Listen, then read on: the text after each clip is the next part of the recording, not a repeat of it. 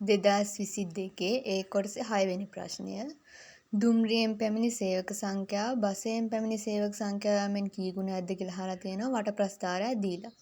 මේ වට ප්‍රස්ථාරේ මෝටර් රථයෙන් ඇවිල්ලා තියෙන ගාන නිරූපණය කරලා තියෙනවා අංශක 90 කෝණයකින්. බසයෙන් ඇවිල්ලා තියෙනවා අංශක 45ක් කෝණයකින් නිරූපණය කරලා තියෙනවා. ඒ කියන්නේ 360න් මේ 90 කෝණය 45 කෝණය අඩු වුණාම එන ගාන තමයි දුම්රියෙන් පැමිණි ගාන ඇවිල්ලා තියෙන්නේ. ඉස්සෙල්ලම අපි දුම්රියෙන් පැමිණි අංශක ගාන හොයාගෙන අනුපාතයක් විදියට මේක ලියාගමු. මෙතන මුළු අංශක ගාන අංශක 360යිනේ.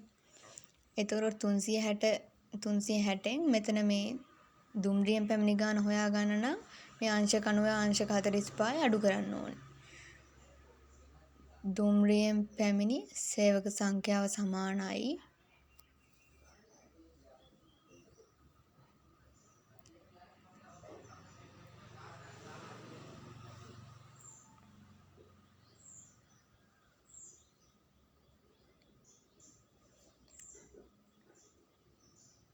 සේවක සංඛ්‍යාව නිරූපණය වන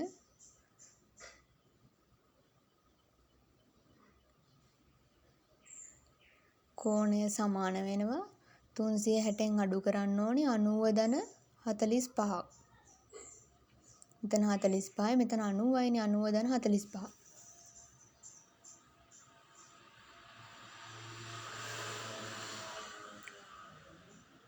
මෙතන 90.45 එකතු කරාම අංශක 135යිනේ.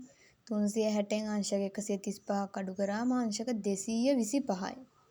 එතකොට දුම්රියෙන් පැමිණි සේවක සංඛ්‍යාව නිරූපණය වෙන්නේ අංශක 225කින්. එම නිසා බසයෙන් පැමිණි ගාන අංශක 45යිනේ.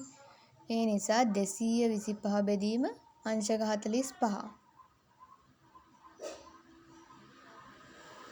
සමාන වෙනවා 225 45න් බෙදුවම 5යි.